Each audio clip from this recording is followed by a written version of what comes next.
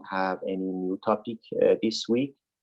The topics that we cover for the course and for the final exam is all the chapters we talked until last week, which the last chapter was about link analysis.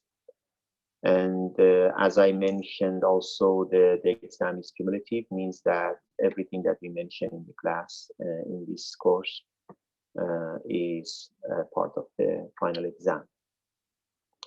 And I just want to briefly talk about three things, and then if you have any question, you can ask. I leave your questions to the end because you might get your answer during the things that I mentioned. But if you have any quick question, you can let me know. Otherwise, I start talking about these three things.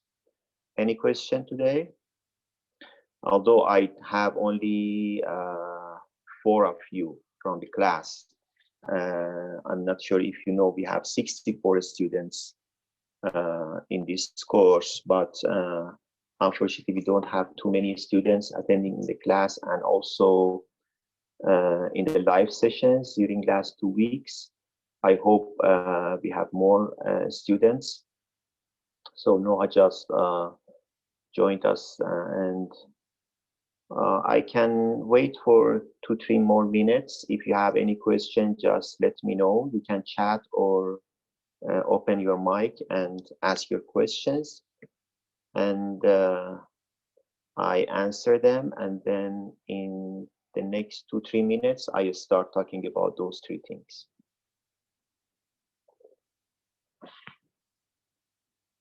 Hi, I just wanted to ask, yes, for the last concept there, hold on, I'm just pulling it up, the mining data streams, that's not for the exam, right? No. Okay. This is only optional. This I decided because of the issue that happens, I decided to not have too many things for the final exam.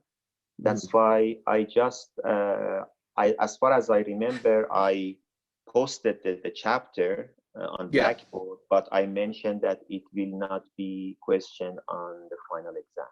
Okay, yeah, you posted, I just wanted to double check. Yeah. Thank you. You're welcome. Any other question if you have before starting talking about things that I mentioned?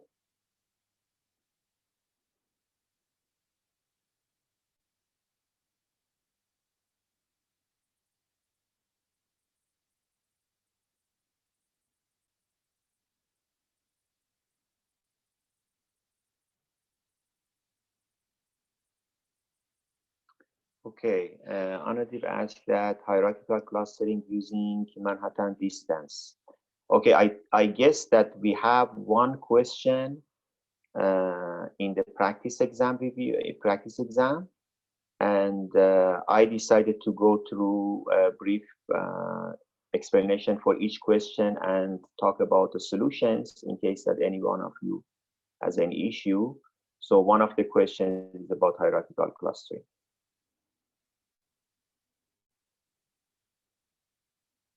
You're welcome. Any other question before starting?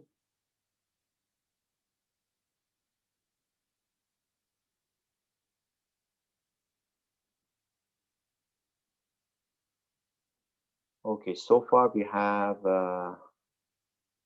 okay, next question, k-nearest neighbor classification, same thing. We have, as far as I remember, we have one sample question on the practice exam. We go through that as well.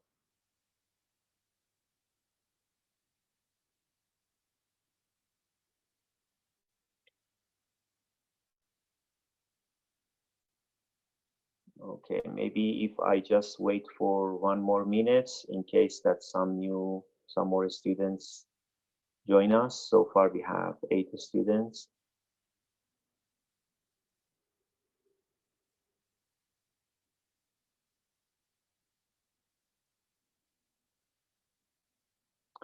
During the thing that I mentioned for those 3 things, if you have any question, it would be much easier if you just open your mic and ask your question.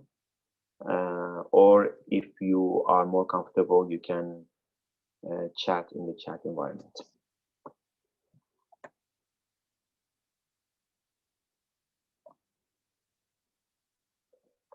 Meanwhile, if you bring the PDF file of the practice exam in your device, so we go through the questions, because I don't want to switch too much among the pages, so it would be better to have them on your own device so we can go through all the questions.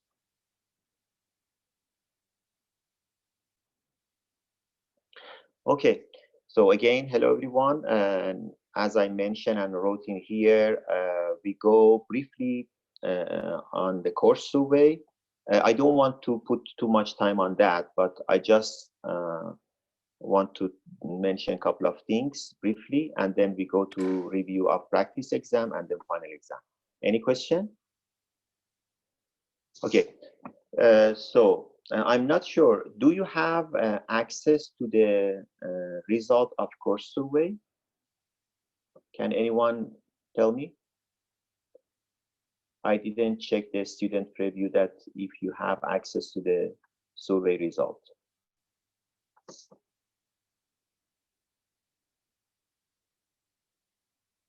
Anyone?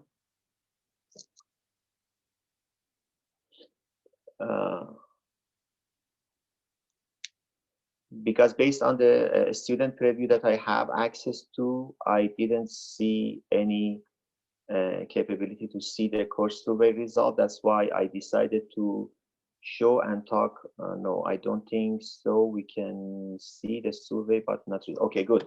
So first of all, I wait for a couple of more days, and then I can print the result and share with you if you are interested to see, and I do my best to consider those constructive feedbacks. But to just mention a couple of things, I just want to bring the survey result. Unfortunately, same as the low number of students in the class, I have a low number of responses so far. I have only 10 students that had the attempts. Actually 12, but 10 of them gave me response. I don't want to go through those that I have good response. I'm happy to do that, to have that, but thank you very much to give me a positive response. But I just want to mention a couple of things that would be helpful. One question was about the speed of presenting the material. Of course, it is very difficult to convince everyone, so everyone can't be happy because of different level of knowledge or different type of learning style. But the result is not very bad because we have 70%, we have 7 people that say right amount. Of course, it is only 10 people that gave me their feedback, but I do my best to make sure that if sometimes I go too fast or too slow, I do my best to adjust that. And then in terms of answering the questions by the student, answering the question of the students by the instructor,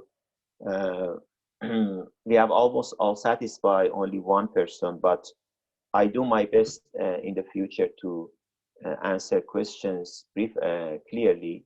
One thing that I have 4 people that say somewhat comfortable about they feel about their voice and their opinion in the class. I'm not sure the exact reason. Maybe I talk too much inside the class and I don't ask too many questions.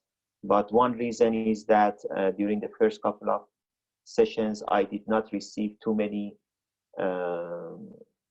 interaction by the students. That's why I did not ask too many questions or interaction.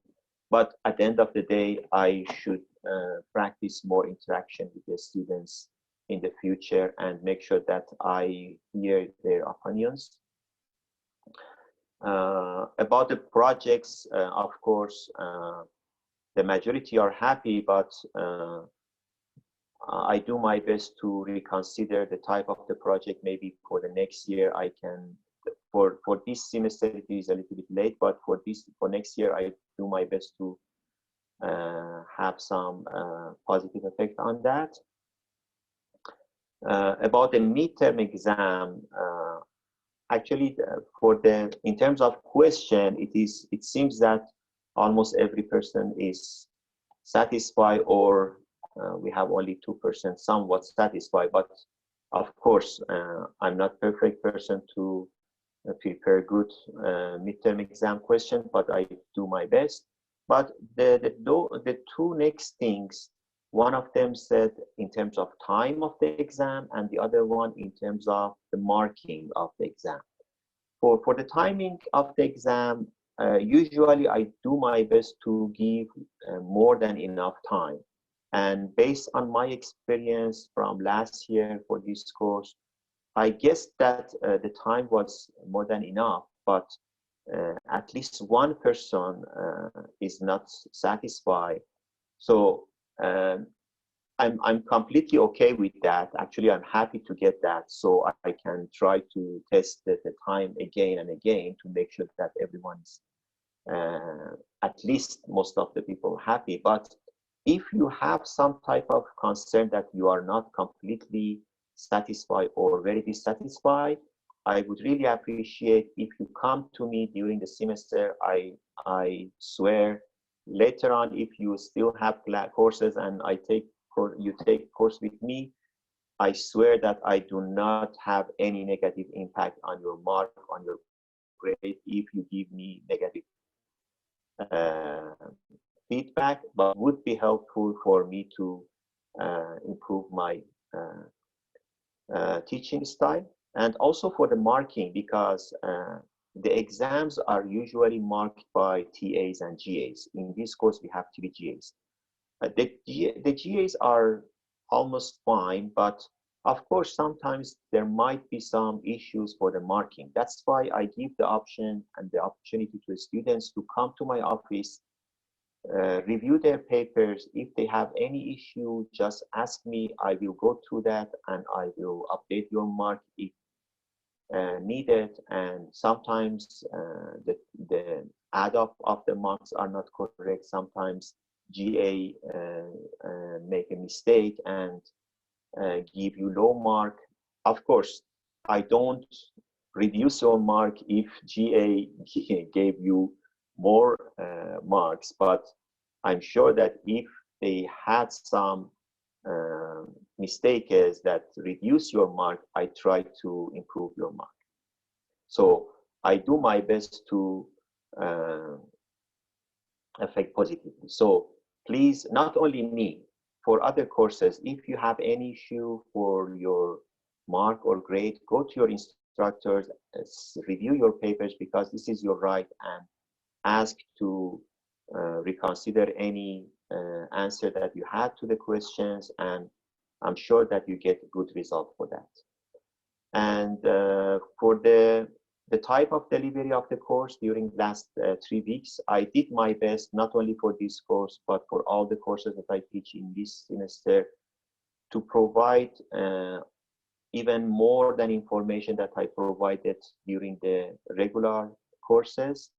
As you saw, that I did my best to provide not only the live sessions, also the offline videos that I prepared even before the class, to make sure that you have the opportunity to review that. And also I recorded the live session and provided to you. Even for this one, I will record that, and hopefully if we have no issue for recording that, I will post it again at the end of this today, in case that you want to review again, or some students that are not able to make this class. Thank you very much for the feedback, for the 3-4 feedbacks. except the ones that I received positive things. First of all, thank you very much for your positive feedbacks, but for the negative or some constructive feedbacks, one of them that I saw is for 3 hours lecture. It was not in my hand to have 3 hours lecture. I will ask our people, especially Margaret, to see if we can have 2 sections of 1.5 hours for the future offering of this course, but we can't do anything for this semester. I know that 3-hour courses are a little bit boring, and the job of instructor is much harder because I have to keep the students active through the 3 hours. So I do my best to see if I can do that for the future offering of this course. And then let me see if I have any other thing. Okay, one thing that one student mentioned about adding some solution to the practice exam. I mentioned to a couple of the students during the midterm or after the preview, before and after midterm, that they had this complaint. That I told them that I intentionally did not provide answer and solution for the practice exam for midterm, because I think if I provide solution, might be some students just read the solutions and again they have some issues during the exam. That's why I ask you to try to solve the problems by yourself, and then if you have any issue, come to me and I do my best, and also the GAs, and I do my best, and GA doing their best to help you. So the questions are, and also if you just read the lecture note, you can easily answer the question because there was no open question, open answer question in this type of exam. And although I'm not very fan advocate of this, but for the final exam, for the practice exam, I decided to have some review today in our live session to give you some idea about the solutions of the practice exam. So this student hopefully would be happy at the end of today's live session. And also the other complaint was that he or she felt that the midterm exam was very long. I did my best to have about 1-2 questions from every chapter. That's why maybe about 12 or 14 questions, I don't exactly remember, but you had 3 hours, about 2.5 hours to answer them. So the time, I guess, was enough, but I can't do anything because to make a fair evaluation, I need to ask 1-2 questions from every chapter that we discuss. And if, for example, I give question from one chapter and I don't give from another chapter, maybe I have some other complaints that some student might put time on all the chapters. Therefore, I try to be fair. That's why I have question for every chapter. I should say that the final exam is very similar to midterm exam and also very similar to the practice exam for the final that I provided to you. So try to cover all the chapters that we went through in this semester. And I do my best to only ask questions that we talked directly inside the class. So you don't get any surprise question in the exam. As long as you carefully and thoroughly read the course content and practice those things that you just don't need to read, you need to practice, like, for example, creating signature matrix or computing Jacquard similarity or other things that we mentioned. For example, a document is a spam or not a spam based on the result that we get from the training phase. These are the things that you need to do practice. It is not enough to only read the things. And the other thing, I don't see any other complain. Okay, so I think this would be enough for the course survey. Again, those that participated in the survey, thank you very much. Those that haven't participated, first of all, I would really appreciate to participate in the survey. And again, I ensure you that this is anonymous survey. I can't figure out who said what, and I don't care. I don't care who said. I just care about the content of the survey, the result of the survey. Sure, and I again ensure you, even if I get, say, 60–70% that are not happy, again, I don't put any negative effect on the final grades for you. So just feel free to give your feedback to me, so I can improve for the future. Any questions? So I can go to the next part.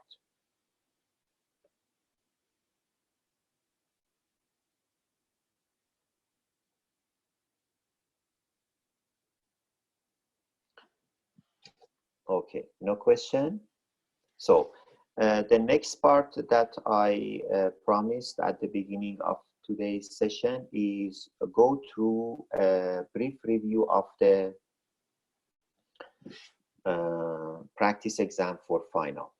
Okay, so let me bring the,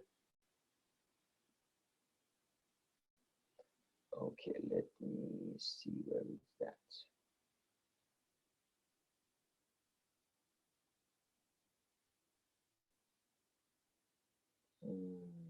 Okay. Exams, final, practice, and then let me see if I can bring that.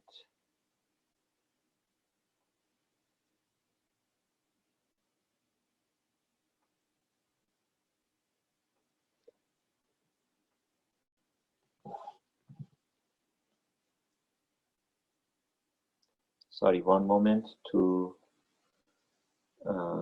bring the PowerPoint for that.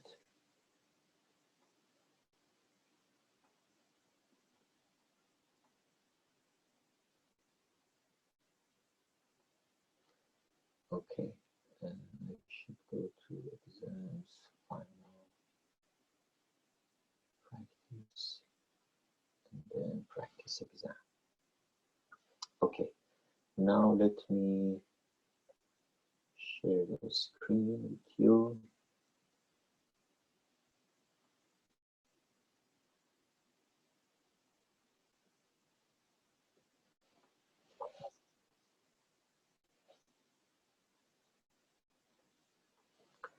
Okay, anyone can see the slide? Just if I get one answer, then I go forward. Okay, good. So, and also let me bring the practice exam itself. So the practice exam was this one.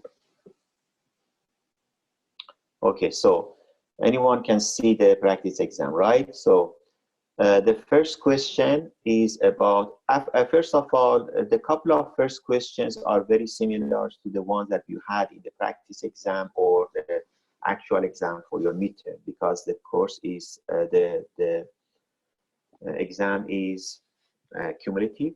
That's why we have some similar questions. So the first one is about frequent item set mining and association rule.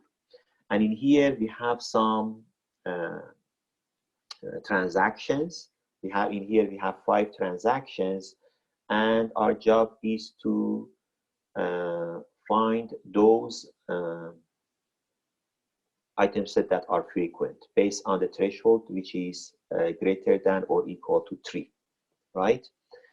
And then let me just, okay, the threshold is greater than 3, and then we need to compute frequent item set.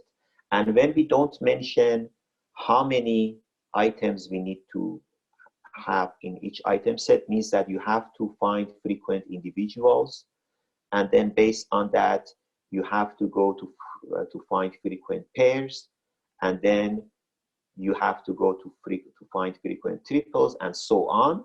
And then if you figure out from one step that there is no frequent item set with larger number of items, then you have to explicitly mention that, right? So let's see to see how we can do that. So first of all, if you see we have, for example, I just give you one example. In here we have 5 transactions, right? We have 5 transactions, 1, 2, 3, 4, 5. And then we just need to start with frequent individuals. So here I have 1 mug here, 2, 3, and that's it. So the frequency of mug is 3. Or for example, the frequency of, actually 4, sorry. The frequency of TV is 1, 2, and 3, and so on. So the very first step is to just find frequent individual items. So we find the support. Actually, you need to compute the support of every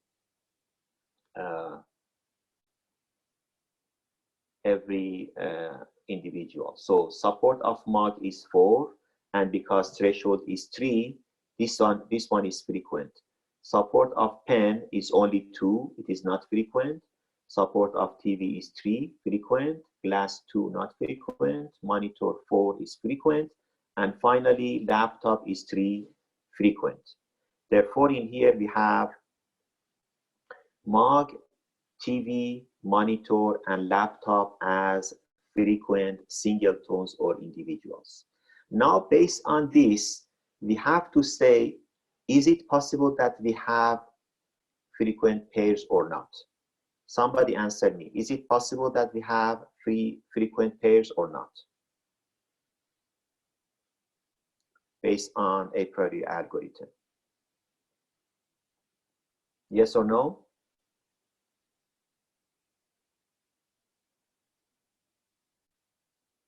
Okay, so because we have at least 2 frequent individuals, in here we have 4 frequent individuals. As long as we have 2 frequent individuals, it might be possible to have frequent pair, including those 2 items. So in here, because we have 4 individual frequents, therefore we have to go to the next step. So in here we have mug and then TV. So we have to check mug and TV. We just count the number of transactions that have mug and TV. It is 3. So it is frequent. Then mug and monitor. Yes, it is 3. It is frequent. Then mug and laptop. Mug and laptop, it is 2. So it is not frequent, right? Then we go with TV and monitor. See here, you don't need to check those items that are not frequent, right? For example, pen, glass, you don't need to check them. So TV and monitor is not frequent because you have only 2 transactions with these 2. TV and laptop is not frequent. And then you go with monitor and laptop, and you figure out that monitor and laptop is 3, therefore it is frequent.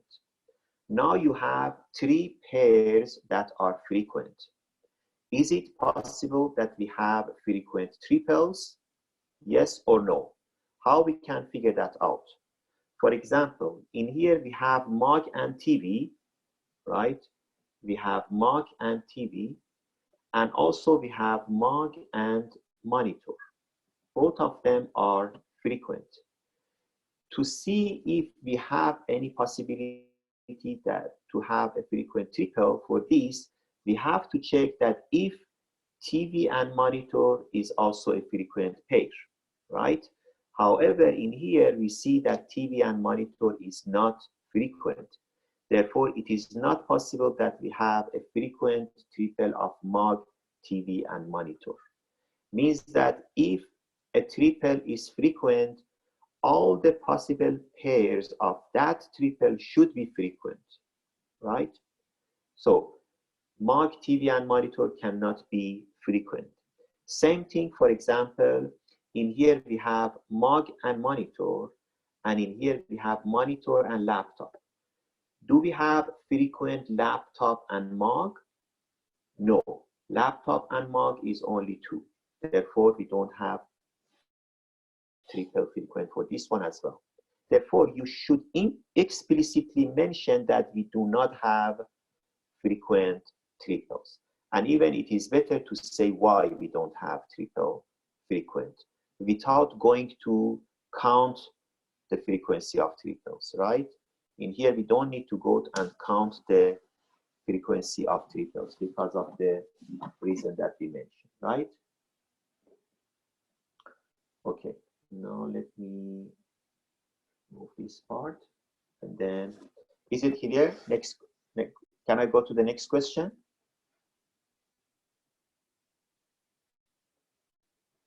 Okay, the next question is that provide a description of multi-hash algorithm for finding frequent pairs supported by a diagram. So if you remember, after talking about frequent item set and the a priori algorithm, we mentioned that because of the limitation of memory, we need to have some improvement on our algorithm. And does anyone remember what algorithm we had for improving the regular a priori algorithm that we had for finding frequent? Exactly. Good, Osama. PCY algorithm was the one that we learned to see. Yes, good, Andy. To apply on the cases that we have lots of items in our market basket analysis. And then in PCY, the first step was just a single hash, using a single hash and the concept of bucket. So we create hash of different item set and put them inside different buckets, and then we just consider those buckets that are frequent. Because if a bucket is not frequent, means that none of its item set is frequent. And if a bucket is frequent, there might be a frequent, one or more frequent item set inside that bucket, right? So after that, when we have the simple version of PCY, we talked about two things, two improvements. The first one was multi-stage, means that we apply one hash function in the first phase and go to the second phase. Then in the second phase, instead of counting the pairs, we apply the second hash function. Means that we add one more stage, or we can have even more stages. And of course, we had some consideration to not go to too many stages. And also another improvement was, instead of multi-stage in different phases, we can have multi-hash in the first phase. Instead of applying one hash function in the first phase, we can apply two or more independent hash functions. And then, therefore, in the second step, we had 2 bitmaps, right? Therefore, you need to just mention the way that we apply. So multi-hash function means that using several independent hash functions. This is important. You need to explicitly mention independent hash functions or hash tables. Otherwise, you have the wrong result for the multi-hash algorithm. So you use more than one independent hash tables in the first phase, right? And this is the diagram. In the question, I ask you to support your answer using the diagram. Actually, you need to just show these two phases of the multi-hash. In the first phase, for example, you use 2 independent hash functions or hash tables on the item set, and then create the corresponding bitmaps and put it in the inside memory, and use 2 bitmaps and the frequent individuals or frequent singletons to find the candidate pairs for the next step. So you just need to briefly, you don't need to write too much. As I mentioned in the midterm exam, you just need to answer to the point. Just mention we use several independent hash tables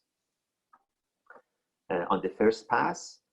And even you can say, for example, we create corresponding bitmaps of the hash tables and put them into the memory for the second pass. And then support your answer by showing the diagram, right? Any question on this? Is it clear? Going to the next one. No question? Okay, so the next question is finding similar items. As you remember, another chapter that we talked was finding similar items, which is somehow different from frequent items. In here, for example, we talk about similar documents, right? And in this chapter, if you remember, we talked about shingles. We create K shingles from the documents and then put them inside the original matrix of the documents, right? So instead of analyzing the documents themselves, we just create one column for every document, right? So in here we have document 1 and document 2 and so on. And for every document, we consider 0 or 1 means that if we have this shingle inside this document, we put 1, otherwise we put 0. So we have a binary matrix for the items inside this matrix, right? So this is the original matrix that we have. For in here we have 5 shingles, therefore we have 5 rows, and then we have 5 documents, therefore we have 5 columns. So in this matrix we have the information that if we have 1 shingle in 1 document, right? And then the job, if you remember, we said that if we have large number of shingles, for example, say 10,000 shingles or 100,000 shingles for the documents, therefore the number of rows would be 100,000, right? And say, for example, we have 10 documents and 100,000 shingles. This means that we have 1 million elements inside this binary matrix. And it's very time consuming, and also we need lots of memory space to handle this matrix. Therefore, we had the improvement of the original matrix to a signature matrix. And if you remember how many rows we have inside the signature matrix, can anyone answer me? How many rows and how many columns we have inside the signature matrix after doing the algorithm? Row 2, why 2? I don't talk about this one. I talk about general. How many rows we have? Nilam?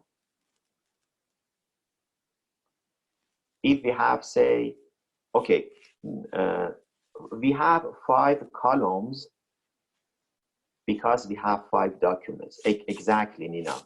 Depending on the number of hash functions. If we have 2 hash functions, then we have only 2 rows. If we have 5 hash functions, then we have 5 rows. So inside the signature matrix, the number of rows depending on the number of hash functions, right? So for instance, in this question, we have 2 hash functions. Therefore, the final signature matrix that we have has only 2 rows, 1 row for every hash function.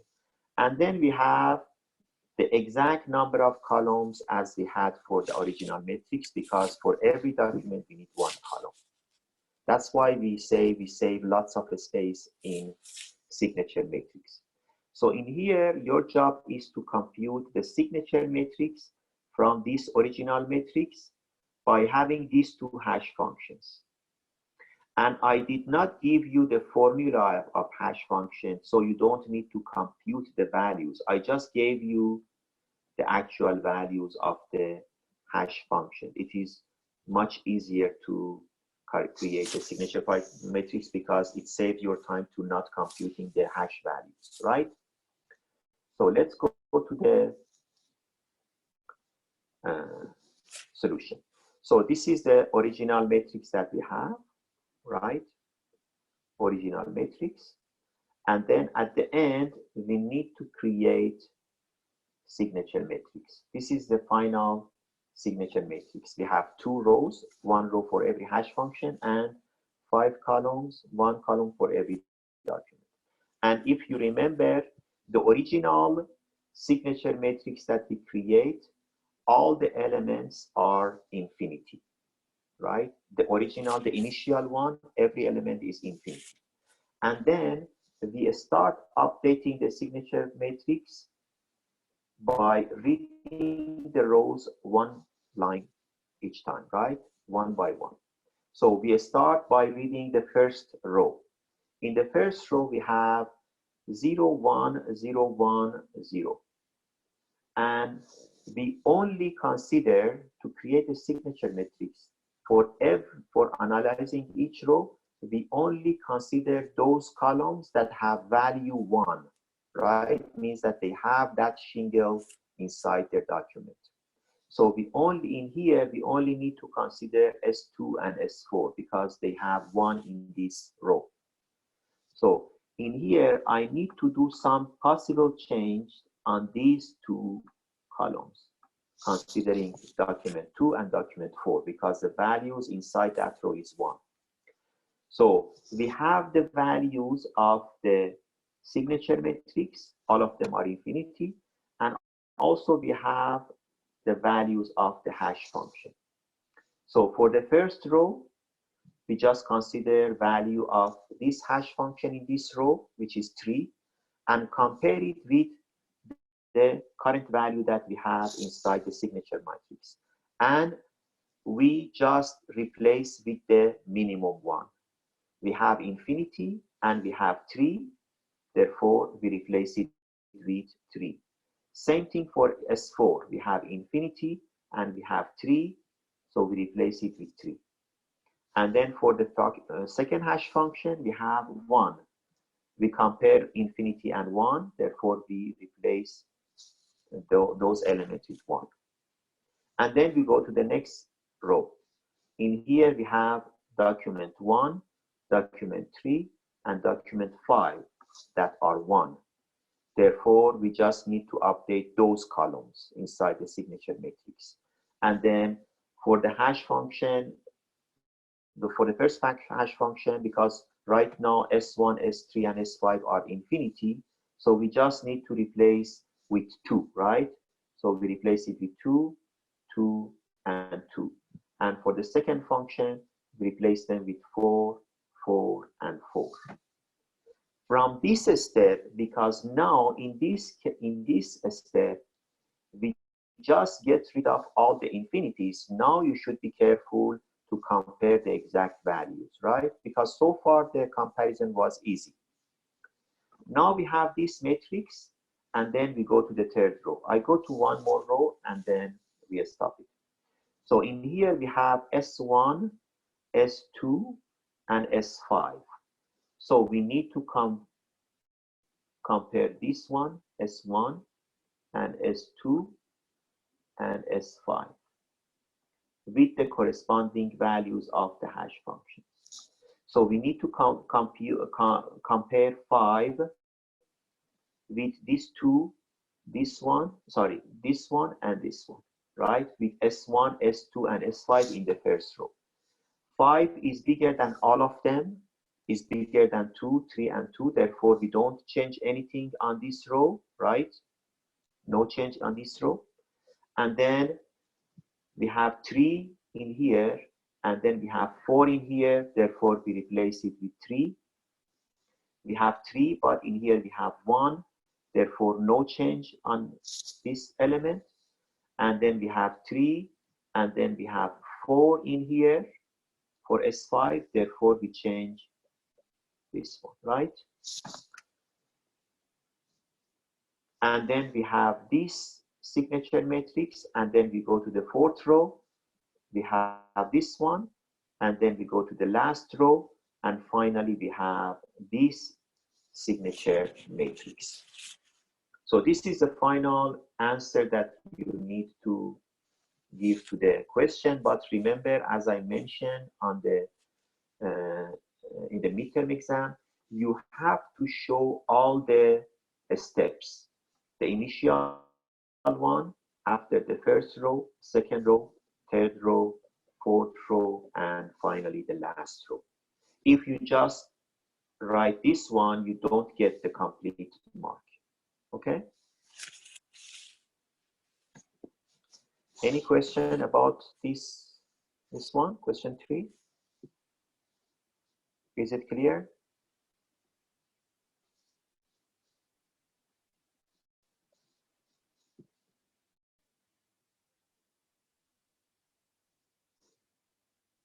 Any question? I just want to go to the next one.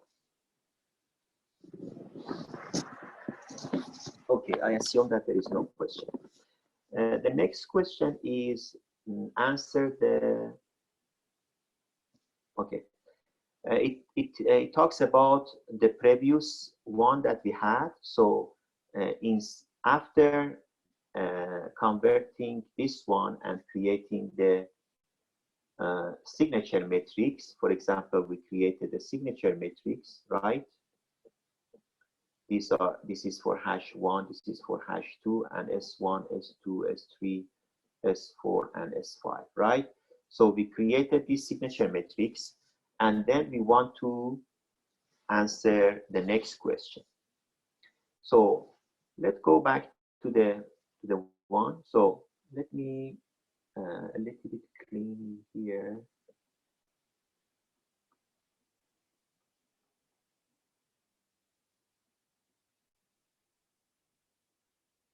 Oh my God. So let me do that. Some part. At least I can get the final matrix. Let me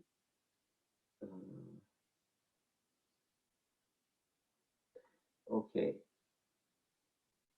Sorry, I guess I remove the final matrix that we had. Okay, suppose that we have, okay, let me create the final from the fourth one. So in here, we want to create the final signature matrix. So this is S1, S2, S3, S4, and S5. And this is hash 1 and hash 2. So in here we have only document 4 and document 5. So we just need to consider these two, right? Therefore, there is no change on this one, no change on this one, and no change on this one. So we compare value 4 with value 3 and 2. Both of them are smaller, therefore we don't do any change. And then we compare value 2 with 1 and 3. 1 is a smaller, no change. 3 is bigger, therefore we replace it with 2. Is it correct? Did I? Okay, good.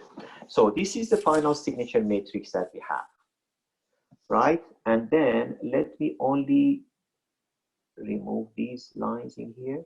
So this is the original matrix, right? Top left and lower right, right? Bottom corner and bottom right corner, we have signature matrix. When I ask you to compute Jacquard similarity, in here, when I ask you to compute actual Jacquard similarity, means that I have to go to the original matrix, means this matrix. But when I ask you to compute estimation of the Jacquard similarity, then I have to go to the signature matrix, right? The actual matrix comes from the original, actual Jacquard similarity comes from the original one, and estimation comes from the signature matrix. Now the question is that I want to compute the estimation of Jacquard similarity between S2 and S5, and then S3 and S4, and also I want to compute actual Jacquard similarity. Let's start S2 and S5. What is the Jacquard similarity, actual Jacquard similarity of S2 and S5? Actual Jacquard similarity. Can anyone let me know? Actual Jacquard similarity of S2 and S5.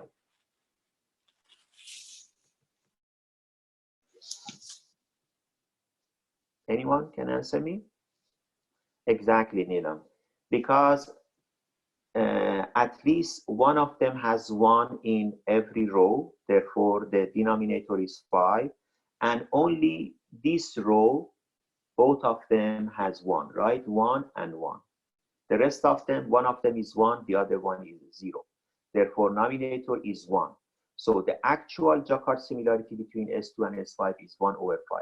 What is the estimated Jacquard similarity between S2 and S5? Anyone?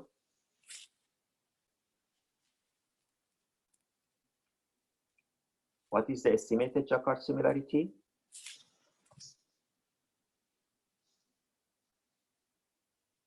Why 1? Can you tell me why 1? Which table you checked?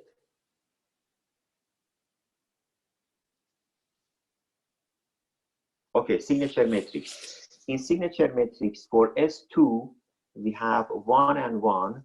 For S5, we have 2 and 2. Why you say estimated Jacquard similarity is 1? Do we have any similarity between these two columns? No, exactly. Therefore, what is the estimated Jacquard similarity?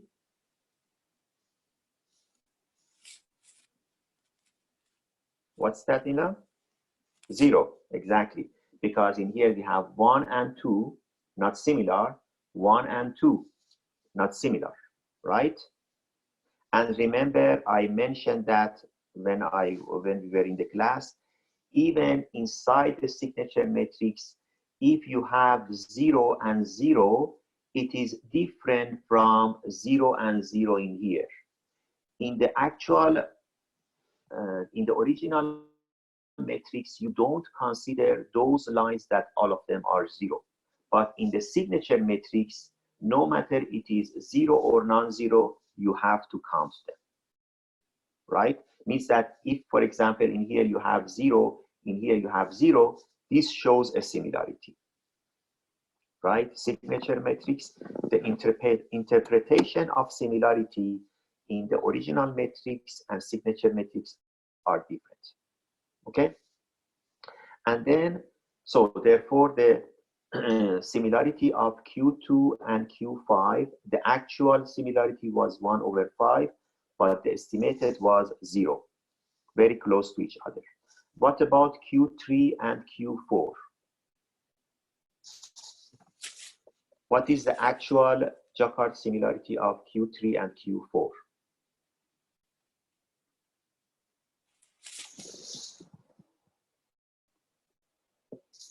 Okay, anyone can answer me? Actual similarity between S3 and S4.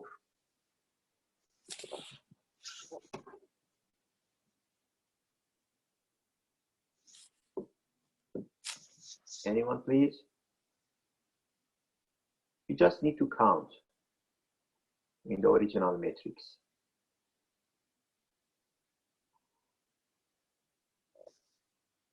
Can anyone answer?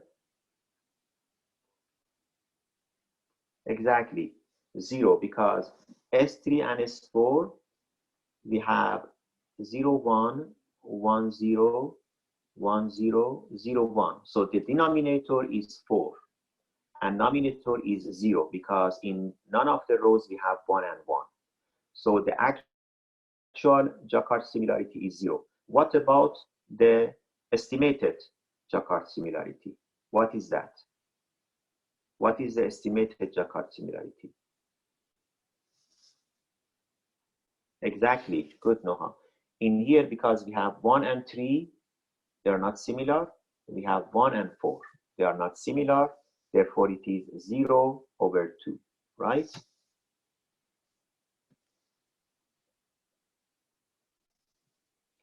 Any question? So remember how to create signature matrix, and you show intermediate task, and also the interpretation of Jacquard similarity inside the original matrix is different from signature matrix. In the original one, you don't consider those rows that both values are 0. But in the signature matrix, you consider no matter the value would be. You consider every row. Okay, let's go to the next question. Question 5 is about locality sensitive hashing. If you remember, we had one improvement from the previous one, from the signature matrix, that we create some bounds from the matrix that we create, right? And then we name it locality sensitive hashing. Means that for every bound, we consider computing the hash values of the columns inside that bound. For example, if the hash function in this one is a plus b plus c modulo 10, what does this mean? First of all, we created 4 bands from 12 rows, right? We have 12 rows. We create 4 different bands. And every band, because we have 12 rows, in every band we have 3 rows, right? And then when we want to compute the hash function, we compute for every separate band for every separate document. For example, we compute hash function for this one, hash function for this one, this one, this one, and this one, right? Based on the formula of hash function that we are given. And then we mention about the similar candidate documents, right? Based on that, we consider similar candidate documents, right? It is not actual similar documents, but there are some candidate documents that we find from this locality sensitive hashing. So the job is that using the okay, we already had this one. Let's go to this one. Okay, so we have locality sensitive hashing table, and then the job is to compute the hash function for every part. Means that every of these one is one part, right? This is one part, this is one part, and so on. And then we need to compute them and then figure out if we find 2 similar candidates in every band, right? So for example, in the question is that we need to find 2 pairs. We need to find 2 pairs of similar candidate documents using LSH, or locality sensitive hashing. Now we start computing the hash value for every part, right? For example, in band 1, the hash value of this is 1 plus 3 plus 9, which is 13, mod 10 is 3. And then, for example, the hash value of this one is 0 plus 2 plus 3, which is 5. And the hash value of this one is 7 plus 8 plus 1, which is 16, mod 10 is 6, and so on, right? Now, the question is that, do we have any pair of, similar pair of documents in here, candidate documents? For example, D2 in band 1, this band, 0 plus 2 plus 3 is 5, and also document 5, 2 plus 2 plus 1 is 5. Both of them becomes 5. Therefore, D2 and D5 is a candidate pair of possible similarity. Then, for example, we go to second band. In here, D1 is 7, 7, 6, which is 20, and mod 10 is 0. And also D3, 5 plus 2 plus 3 is 10, mod 10 is 0. Both of them are 0. Therefore, D1 and D3 from the second band is another candidate pair of similarity. And also in here, you can stop because I only ask you to give me 2 candidates. But even if you can't find those 2, you can go to the next band. For example, band 3, D2 is 8 plus 3, which is 11, mod 10 is 1, and 9 and 9 and 3 is 21. Again, mod 10 is 1. Therefore, this pair is also another candidacy for similar pairs or similar documents. Okay, so the only thing that you need to do is to compute the hash function for every bucket, every part, means that the columns in every band for every document. And then in one band, if you find the similar values, the exact values, then you say this is a candidate pair of similarity. Any question on this?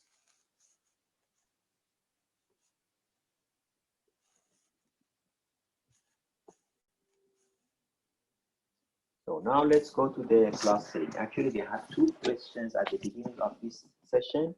About one of them was about hierarchical clustering, and the other one was actually not about clustering. The next one was about k-nearest neighbor, which is classification. So let's go to the clustering question. In here, we want to work about hierarchical clustering. And remember, for the hierarchical clustering, if we go from bottom to the top, at the beginning, we have all the points, right? And every point is considered one cluster. Therefore, the number of clusters at the beginning from bottom to top is actually the number of points. Then we continue to find close points or close clusters to aggregate them to create one cluster from them. And then we go forward until we reach to the number of clusters that we are looking for. In here, we are looking for 2 clusters. And then at the beginning, we have 4 points. Therefore, for example, we have point 1, point 2, point 3, and point 4.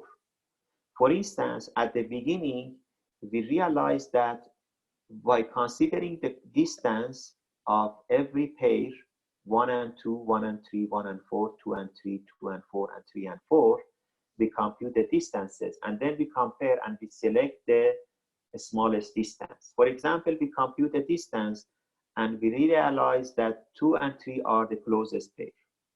Therefore, we create one cluster. So at the beginning, we had 4 clusters. Now, by combining 2 and 3, we have 1 cluster and 2 clusters and then 3 clusters. But we need to have k equal 2. We need to go one more step. So for example, now we compute the distance of these 2 points and these 2 points and these 2 points. And then, for example, we realize that these 2 points are closer. Therefore, we have 1 cluster and another cluster, right? So this is the way that we do for hierarchical clustering. And then in here we have 4 points. Every point has X and Y. And the formula for computing the distance is Manhattan distance. Means that if I have, for example, 2 and 6 and 4 and 8, and I want to compute the Manhattan distance, I should compute this simple computation. Absolute value of this value minus this value corresponding to minus 4 plus absolute value of these two, 6 minus 8, right? Which is 2 plus 2, which is 4. Therefore, the Manhattan distance between 2, 6 and 4, 8 is 2. We do that for all the possible pairs that we have here. Okay, so at the beginning we have 4 clusters, right? At the beginning we have 4 clusters. Therefore, we have these points. For example, I say 2 and 6, 4 and 8, 2 and 4, and 0 and 0. And then we compute all the distances for all the possible pairs. Because in here we have 4 points, we have 6 possible pairs. So we have 6 values. After the computation of distances, you figure out that 2 is the smallest one. And 2 is the distance between 2, 6 and 2, 4. So this point and this point. So maybe it is better to relocate these two. So I say 2 and 4, and then 4 and 8, to have a better diagram, dendrogram. Okay, so 2, 6 and 2, 4 are closest. Therefore, you create one cluster of that. And what is the value in here? The average of these two, right? So the average is 2 and 5, right? Now you have 3 clusters, 1, 2, and 3. So at the beginning, the number of clusters was 4. Then you convert it to 3. Now we need to convert it to 2, because question asks us to convert it to 2. Therefore, we need to go one more step. Now you need to compute the distance of 2 and 5 and 4, 8, 2 and 5 and 0, 0, 4, 8 and 0, 0, all possible pairs, right? So you compute the distance, and then you realize that the distance between 2, 5 and 4, 8 are the closest one, the smallest one. Therefore, you need to create a cluster of these two, right? My question is that what are these two values? Give me an answer. What are these two X and Y values? How we compute this value?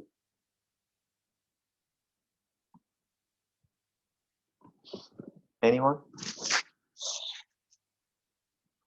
Can anyone say how we compute that?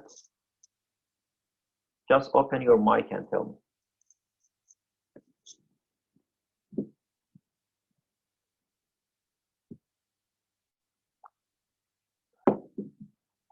Okay, Anadip said maybe average of all the points. Exactly. All the initial points, right? Because in some cases, some students compute the average of these two, which is not actually completely correct. Although it is not a very big deal, but the correct algorithm of hierarchical is that when you want to compute the value of this cluster, you have to compute the average of all the initial points that belong to this cluster.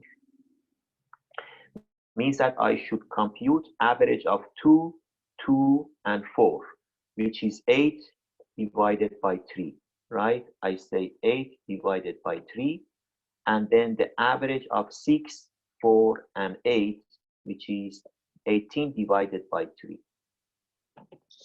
right? So do not compute the average of this cluster and this one. Compute the average of all the initial points that belong to that cluster. Okay, now we have two clusters. One is this one and one is this one. And these 3 points belong to this cluster, and this point belongs to itself. And we reach to k equal 2. I don't remember one student asked about hierarchical clustering. Let me know if you still have question on it.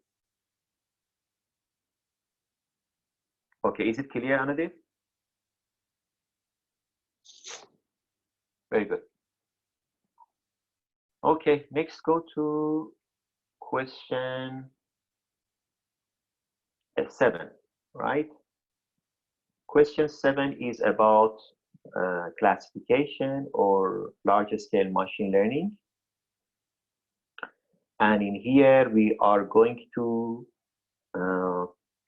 apply k-nearest neighbor to figure out that a point belongs to which class, right? So in here, at the beginning, we have 2 classes. Sorry.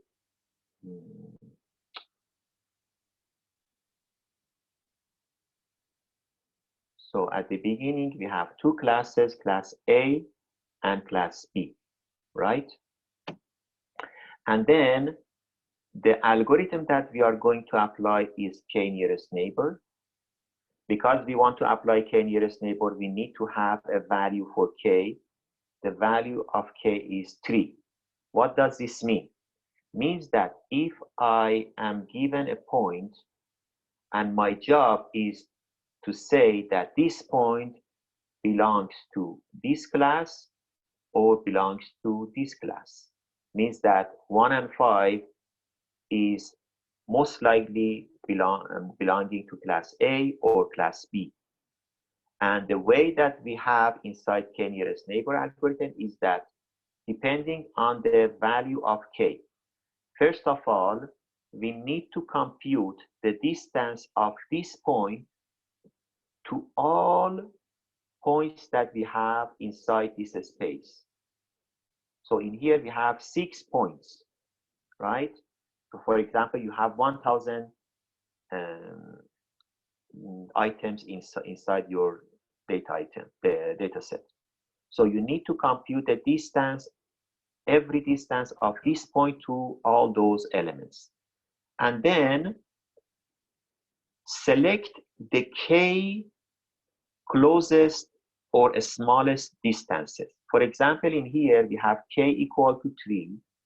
And when I compute the distance of 1 and 5 to all the 6 points, I have 6 different values. And because k is 3, I only need to select 3 smallest ones. For example, these 3 are the smallest one. And then I figure out, for example, this one originally belongs to A, and these 2 originally belongs to B. Because from these 3, 2 of them belongs to B, then I say this point belongs to class B, right? So depending on the value of k, we select the k smallest distances from all the distances that I computed, and then I count how many of those k belongs to class A and how many belongs to class B. And then I select that class that I have more number of elements belong to that. Now I go to solve the problems. So in here I have 6 points, and I have this point 1 and 5, and k is equal to. First of all, I compute the distance of this point to all the points from class A. I have 8, 9, and 15. And then I compute the distances between this point and all the points in class B. I have 5, 19, and 4, right? Then K is equal 3. I have 6 values. 8, 9, 15, 5, 19, 4. I have to select the K smallest ones. So the smallest one is 4, 5, and then 8. These are the 3 smallest distances. But from these 3, these 2 belongs to B, and this one belongs to A, right? 2 of them belongs to B, only 1 of them belongs to A. Therefore, I say most likely the point belongs to class B, right? What about if K was equal to 5? If K was equal to 5, then 1 and 5 belongs to class what? Can anyone answer me? If K is equal to 5? Class A, exactly, because in here we have, if I select the 5 smallest values, I have 4, 5, 8, and then 9, and then 15. 4 and 5 belongs to B. 8, 9, and 15 belongs to A. Therefore, it belongs to class A. That's why K nearest neighbor is highly depending on the value of K. Of course, it depends on the value of the point as well as the value of K. Okay, the student that asked me about K nearest neighbor, is it clear? Any more question on that?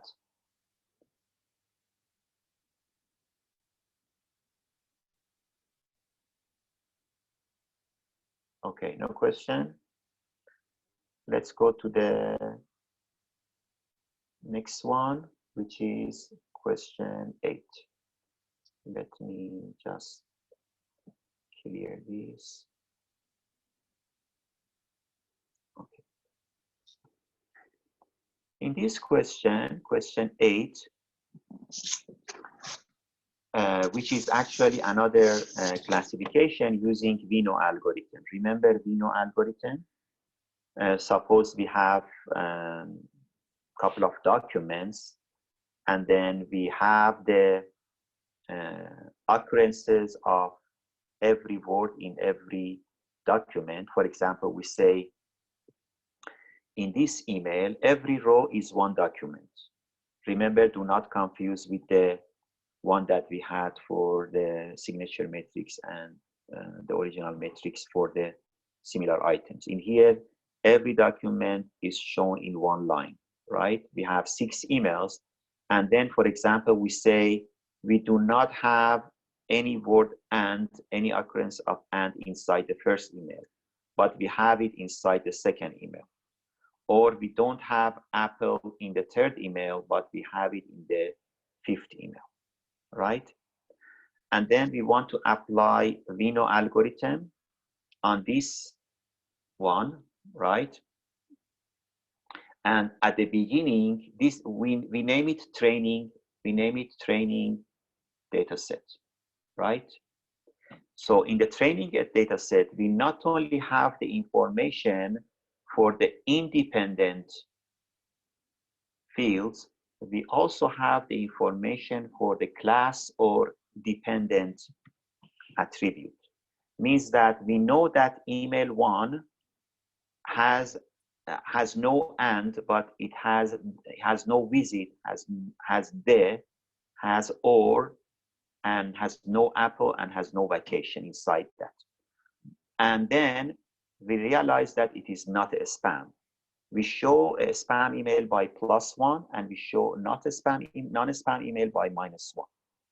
Or for example, the second email, we know that this email is a spam. That's why we have the value of class attribute as +1, right? So in the classification, we have the values of the independent attributes or non-class attribute, and also we have the value for the class attribute. And then we want to create a weighting vector. So the job is to create the weight vector, right? By using some threshold. So the threshold is 6, and we have the initial weight vector. For example, the initial vector is all 1, depending on the number of attributes. In here we have 1, 2, 3, 4, 5, and 6 attributes. So we have, this is the initial vector that we have, and we have the threshold, and then we have our training data set. By using Vino algorithm, we want to find the final adjusted weight vector, right? We want to find the adjusted weight vector.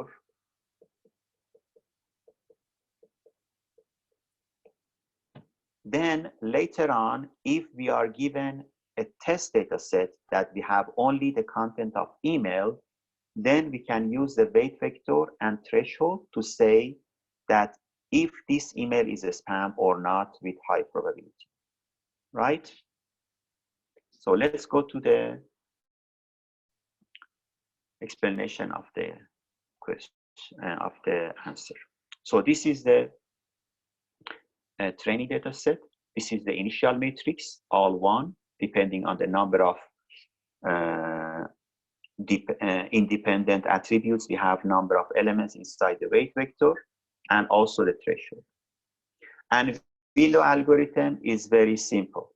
The only thing is to compute dot product of the weight vector and every row. Compute the dot product, compare it with threshold, and then compare it with the value of the class attribute. You have a couple of situations. If the value of dot product is less than threshold, and also the class label is -1, then no change. If the dot product is greater than threshold, it is better to say less than or equal. If the dot product is greater than threshold and y is +1, again, okay, right? However, if dot product is less than or equal to threshold, but y is +1, then dot product, sorry. So dot product is less than threshold, but the document is a spam, then you need to raise the signature matrix. And the fourth situation is dot product greater than threshold and document is not a spam. Then you need to lower the weight vector, right? And then you have to have a raising factor and lowering factor. In here, we said that raising factor is 2, means that whenever you need to raise the weight vector, you raise those elements that the corresponding elements inside the actual document is 1 by multiplying by raising factor, for example, 2. And if you need to lower the weight vector, then you just consider those elements that are 1 in the corresponding document and lower them by multiplying by lowering factor, right? Any questions so far?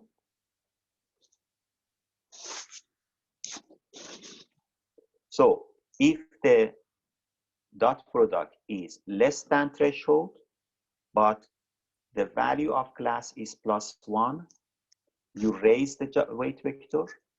If the dot product is greater than threshold, but the document, the class attribute is -1 or not a spam, then you lower the weight vector. Now let's go to see how we can do that. So the first vector, the first element, this is the first email.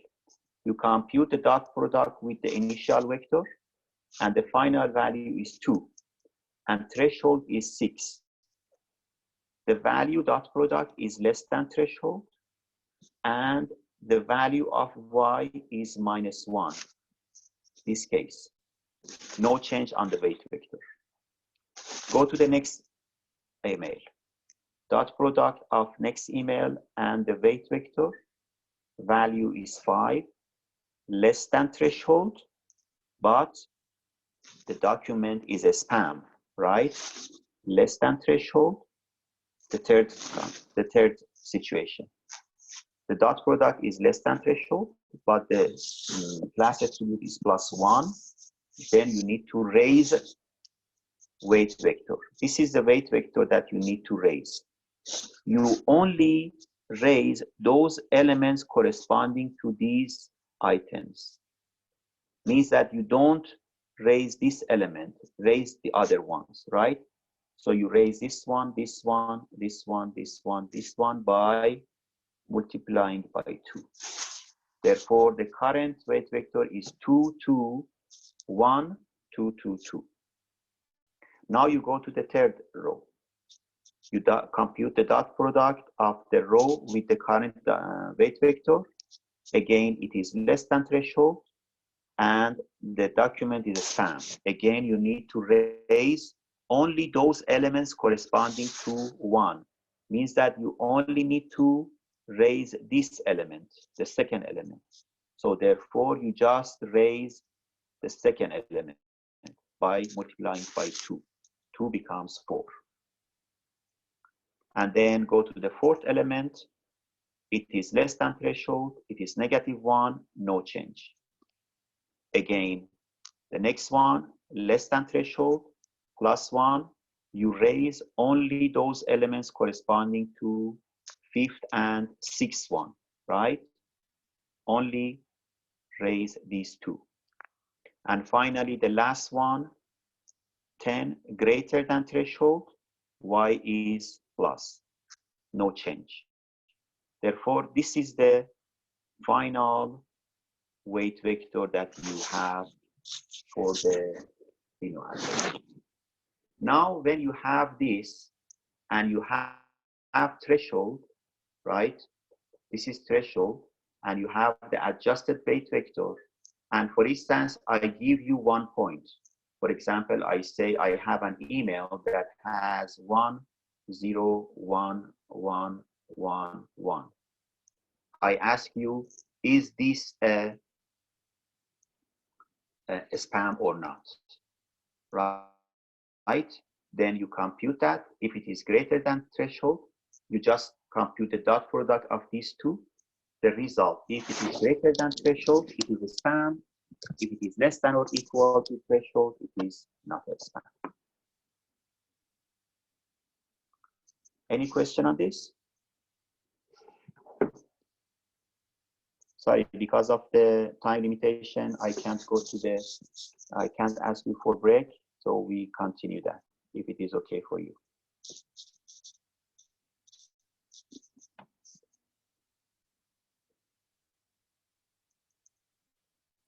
Okay.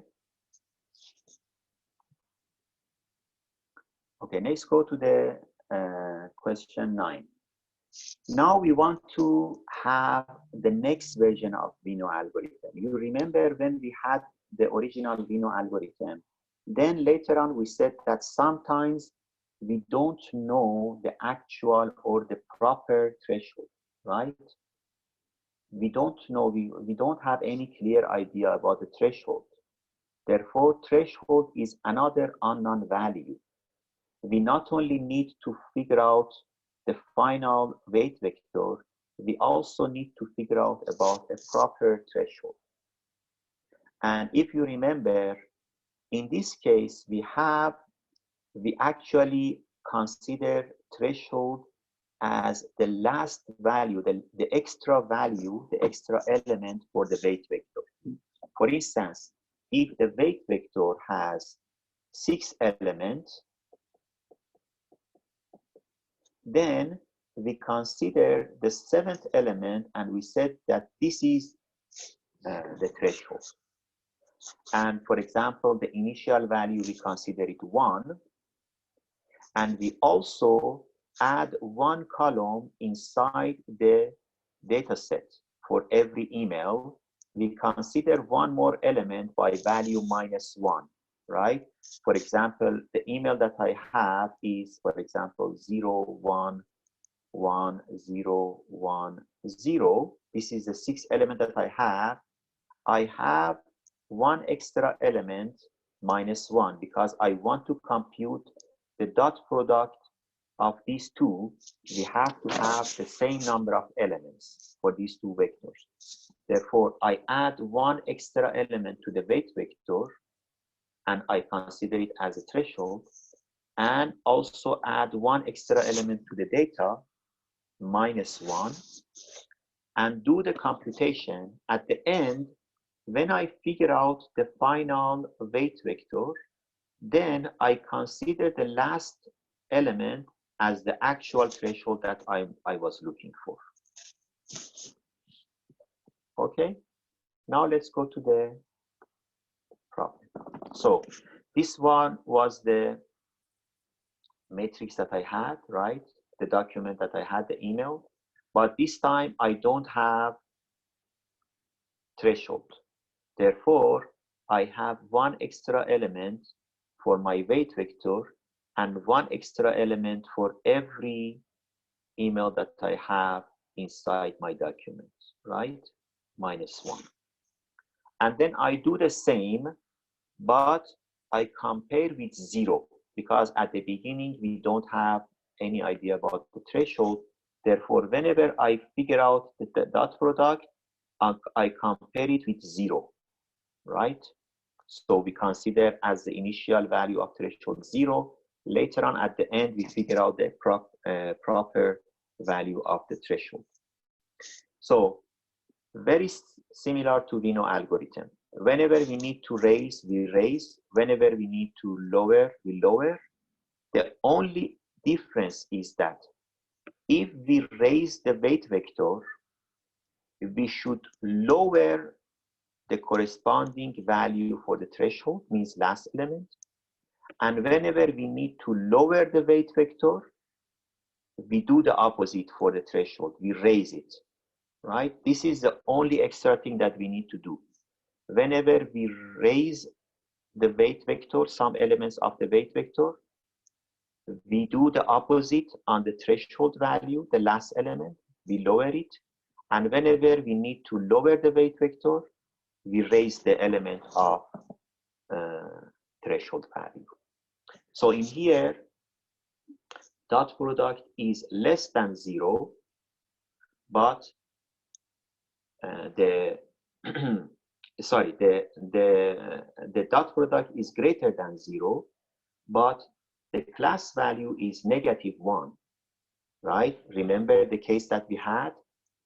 The threshold, the dot product is greater than threshold, but the class value is negative.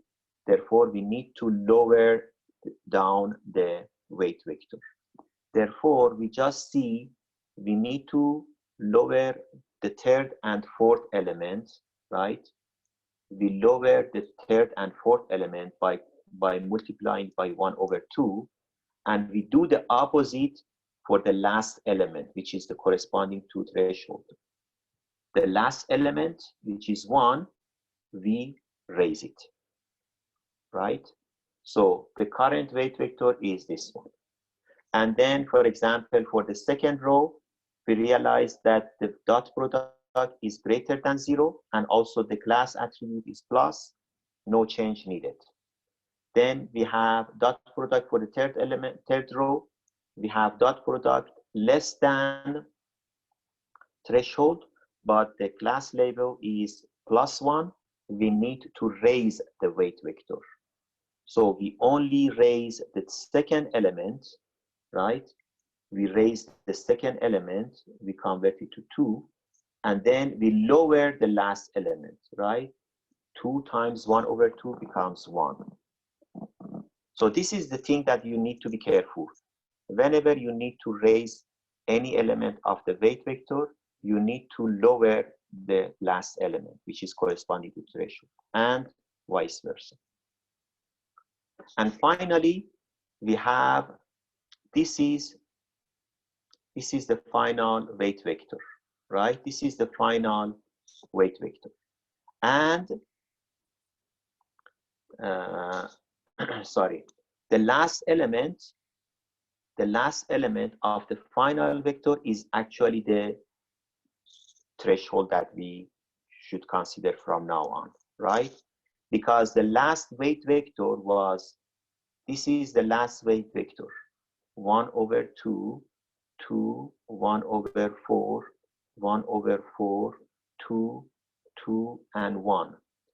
This one is actually the threshold that we were looking for, and the rest of that is the final adjusted weight vector, right? And now, for example, one email is coming. This is the new email that I want to see if it is a spam or not. I compute the dot product of the new email with the adjusted weight vector, and the final value is 3. I compare it with the threshold that I figured that out is bigger than threshold, therefore it is a spam, right? Remember, for the email that we have as a testing data, we don't know yet about the spam value. We compute the dot product. If it is greater than threshold, it is a spam. If it is less than or equal to the threshold, it is non-spam. Is it clear? Any question on this?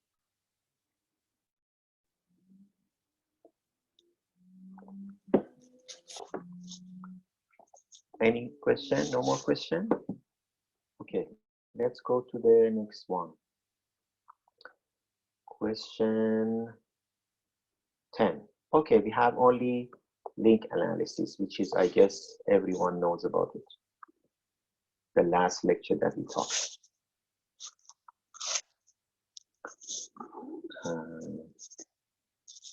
Okay, can anyone see the file, the question?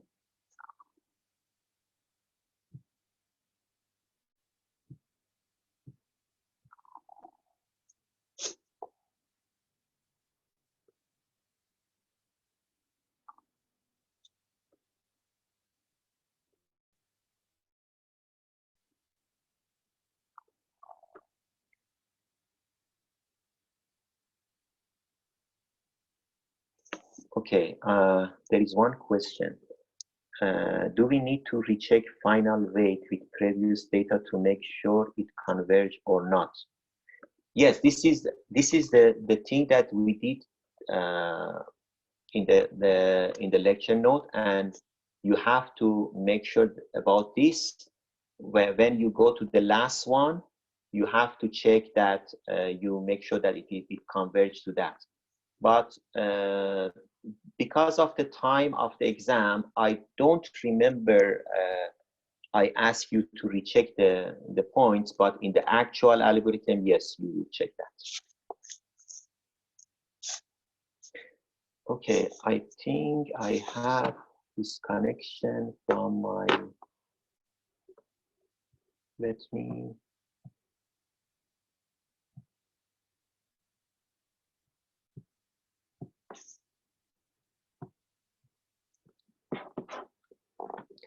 okay, can anyone see the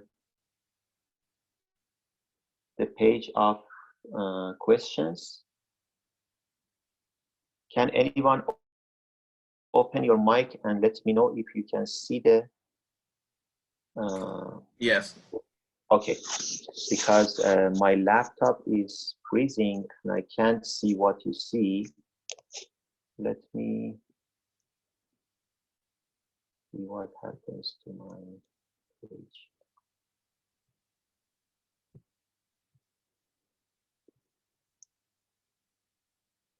Okay, sorry, one moment. I need to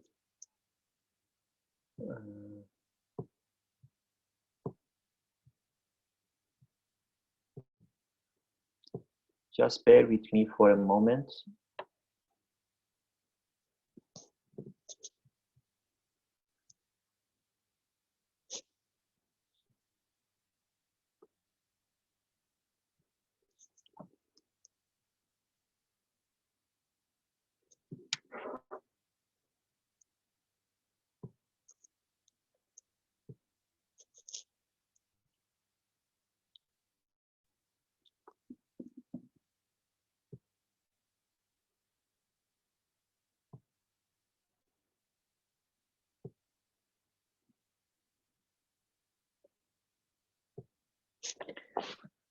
Okay, it seems that I have some difficulty on my laptop. So the 10th question is that is about link analysis, and you have been given a web graph including 4 nodes, A, B, C, and D, and the links between them.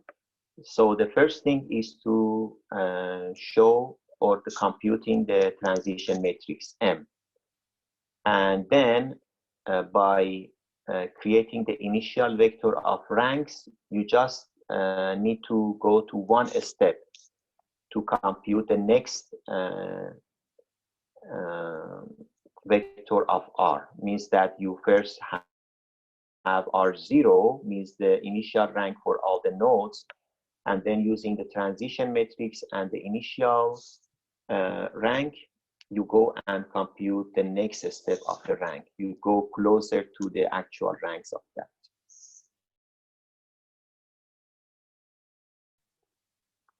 So let's go to the question. Okay. So can anyone see the PowerPoint slide? Yep.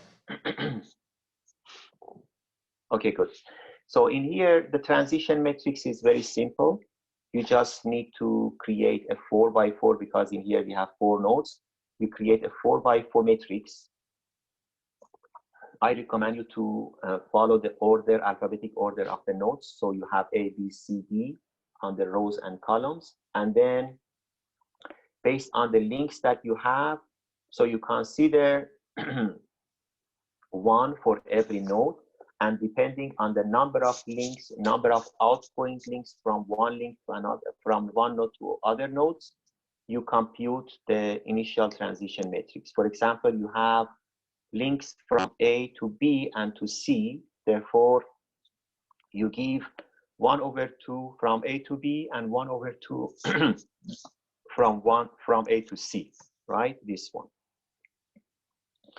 And then you have from B, you have to A and to D. Therefore, we have 1/2 from B to A and 1/2 from B to D. And same thing, you have only from C, you have only one link to A. Therefore, you have 1 from C to A. And then from D, you have to C and to B. Therefore, you have 1/2 in these two. And remember to check your matrix, the correctness of that. The summation of the columns should be 1, right? The stochastic matrix. Now, the next thing is to compute the initial ranks of all the pages. Because you have 4 pages, the initial rank that you give for every page is 1/4, 1 over the number of nodes. So the vector R0 is 1/4 for all the nodes. And then the only thing that you need to do is a matrix vector multiplication to compute the next step of rank. And I ask you to go only for one step. So you just compute the matrix multiplication, and whatever you get is the current rank of the nodes. For example, after this part, if I ask you what is the current rank of, for example, node B, you say 2/8, right? Or what is the rank of node D, you say 1/8, right? Very easy to have this one. And then in the next question, I ask you how PageRank fix the problem of dead ends and spider traps.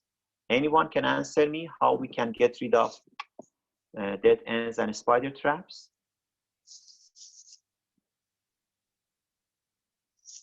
For instance, if I have, say, another node in here, E, and then I have one thing in here and one thing in here, and I have one thing in here. What is this one? Is it dead end or a spider trap? Can anyone tell me? Because I don't want to switch to see your chat. Can open your mic and tell me, is it a spider trap or dead end?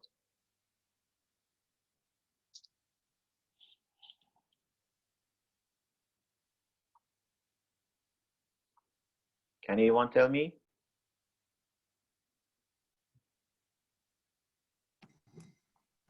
Spider trap? Exactly. It is a spider trap because okay, because in here we have one link from E to itself, right? How about if I don't have this one? Is it a spider trap or dead end? Of course, it is dead end because from E I go to nowhere. We name it dead end, right? And how we can get rid of dead ends or spider traps? If you remember, by teleporting, right? Remember teleporting? We had for get rid of the issue of spider traps and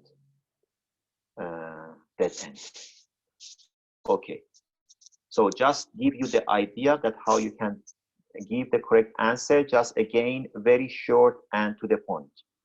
How we can do that? By using teleporting, and you can mention the difference between a spider trap and dead end, how we can do the teleporting. Because in dead end, whenever you have dead end, you are sure that you stick on there.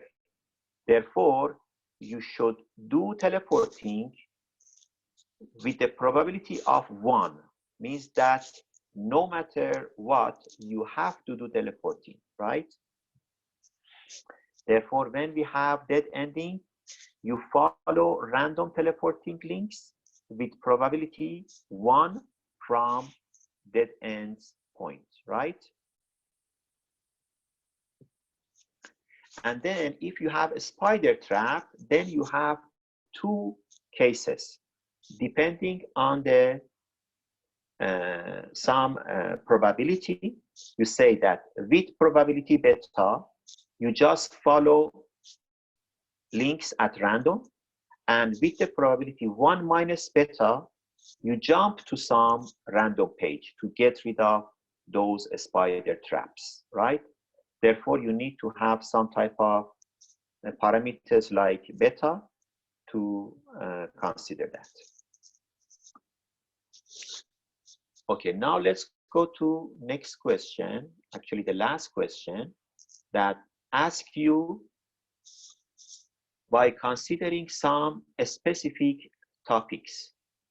So the problem is that we consider the graph that we have. This is the graph that we have, right? We assume that we have some topic specific. Means that in here, A and C are the topic specific for this graph. Means that we want to consider some bias for these 2 pages, because these are those pages that I'm interested to have them. most likely. And then the value of beta, the probability is 0.8. Now you want to update the transition matrix. That means that you first need to create the original transition matrix, which is A, B, and C, right? A, B, and C. This is the original matrix. You have to do something to create the updated matrix, again, A, B, C, A, B, C. You name it A, you say adjusted or updated matrix by considering this topic specific, right? So at the beginning, if I just want to compute the transition matrix, how can I do that? If I want to create a transition matrix, I say, okay, starting from A. From A, I go to itself and I go to B. Therefore, I say 1/2, 1/2, and 0. From B, I go to A and C. So 1/2, 1/2, and 0. And from C, I go to itself and B. Therefore, 0, 1/2, 1/2. I hope it is correct, right? And now in here, I want to consider the topic specific A and C, right? By considering these two topic specific, I say that I want to multiply this by beta, and also I multiply 1 minus beta to a matrix indicating these two topic specific. So I have A, B, C, A, B, C. And then for these two topics, for these two rows, for this one that is not interested, I said 0. For these two rows, I just put those values that come at the end as stochastic, means that I put 1/2 in here and 1/2 in here, right? So for those items that are topic specific, I put 1 over the number of items that I have in this set for every element that I have in these two rows, right? Now let's go to the solution.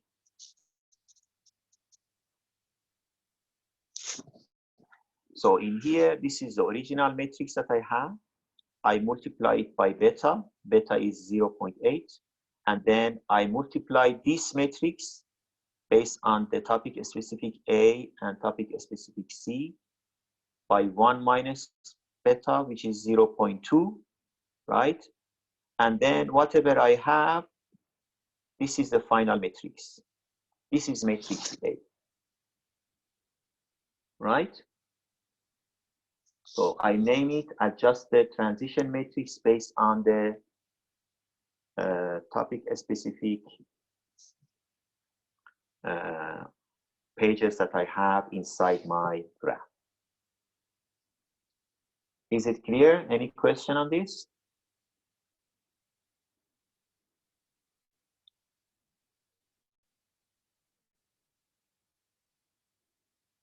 Yeah.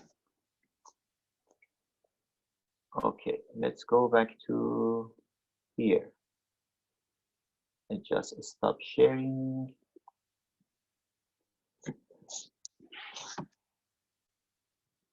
Okay, I'm ready to have any question from you.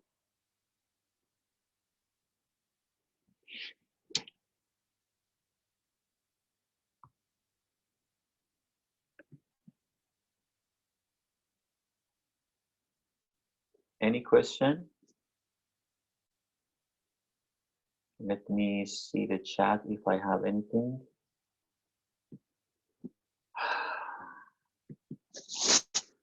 No question? Okay, the last thing that I want to mention, okay, for final exam, okay, actually I want to talk about the final exam a little bit. I already posted some announcement. I already put a mock exam. I'm not sure how many of you tried the mock exam. So the purpose of mock exam, online mock exam that I put on Blackboard, is to make sure that everyone at least has one experience on doing online tests on Blackboard. I put some questions from the topic that we have.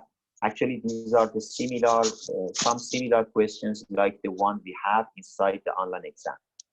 So for the final exam, we have two parts. Anyone remembers when we have final exam? I remember. I just want to check anyone remembers or not. April 16, from what time to what time? Exactly, 8:30 to 11:30. So starting from 8:20, I will give detailed information later on in a separate assignment, in separate announcement. But for those of you that now are